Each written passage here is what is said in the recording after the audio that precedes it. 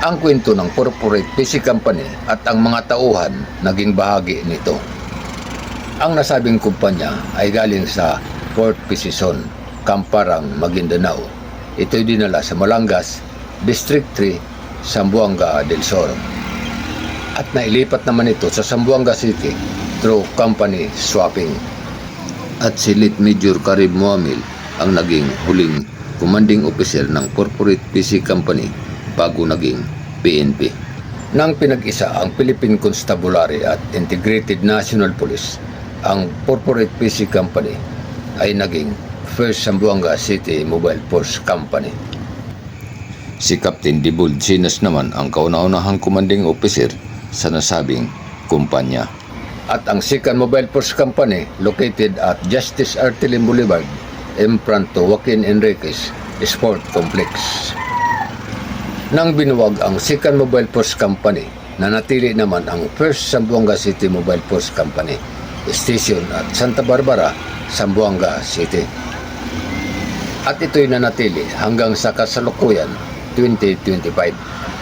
Sa ngayon, ito'y binuo uli ang Second Mobile Force Company. Sa isang kadahilanan, ito'y nasa kwento sa Zamboanga City Police Office logo na mayroong 11 police station ang Zamboanga City Police Office at 2 mobile force company. Ang Zamboanga City Police Office logo ay hindi magbabago kung walang pahintulot ang Camp Crame. Aking napag-alaman kung minsan ang annual inspection ng Camp Crame, Quezon City, nagtatanong ang kahulugan ng isang logo, kaya akin itong sinaliksik. Isang annual inspection ng Camp Crame bilang Chief Logistics Section of Zamboanga City Police Office, ito'y naitanong sa akin ang kahulugan ng logo. At madali ko itong nasagot. Magpalit man ng magpalit ng City Director ang Zamboanga City Police Office, ako na may nanatili hanggang nakapag-retiro. Magretiro man ang isang tao, subalit ang kanyang kwento patuloy itong nabubuo. Kaya balikan muna natin ang kwento ng Philippine Constabulary dito sa Zamboanga City noong 1978. Noong 1978, ang Zamboanga City District Command o Subdiscom ay binuo at ito'y pinamahalaan ni Colonel Corobong Saripada Tanog, DSC. At binuo ang First Professional PCIMP Company. Ang mga tauhan dito galing ng Tawi-Tawi, Hulusulo, Basilan, Zamboanga del Norte, Zamboanga del Sur at Zamboanga City. At 2 light reaction unit ang Samdiscom. Ang isa ang 462nd PC Company na nagkampo sa Central Police Station. 3 police station ang Zamboanga City noon. Ang isa sa silangang bahagi, Manikaan Barangay. Ang pangalawa sa kanluran bahagi, Ayala Barangay. Ang pangatlo naman sa loob ng siyudad, ang Central Police Station.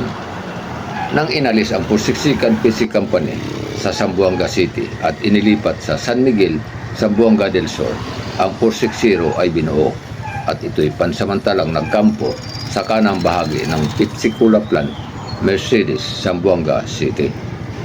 Noong 1981, ang First Provisional PCIMP Company ay inilipat sa Malangas District 3, Zamboanga del Sur sa isang company swapping between corporate PC company.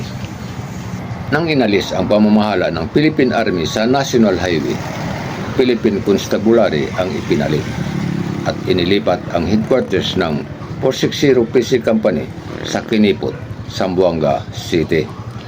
Nang pinag-isa ang Philippine Constabulary at Integrated National Police sa iisang Philippine National Police, ang Zamboanga City Metro Discom naging Zamboanga City Police Office. At pinamunuan ito ng City Director at inilipat din ang opisina sa Central Police Station. Sa ngayon, Police Station 11. At inilipat naman ang Zamboanga City Police Office sa Bagong Gusali sa likod ng City Hall. Ang Zamboanga City Police Office nagkaroon ng 11 police station at 2 mobile force company. Habang ang 460 PC Company ay binuwag at ang mga tauhan nito na idestino sa iba't ibang police station. Ito ang kwento ng Philippine Constabulary dito sa Zamboanga City. Hindi man ito nakasulat, subalit ito'y nasa aking alaala. Hanggang sa muli.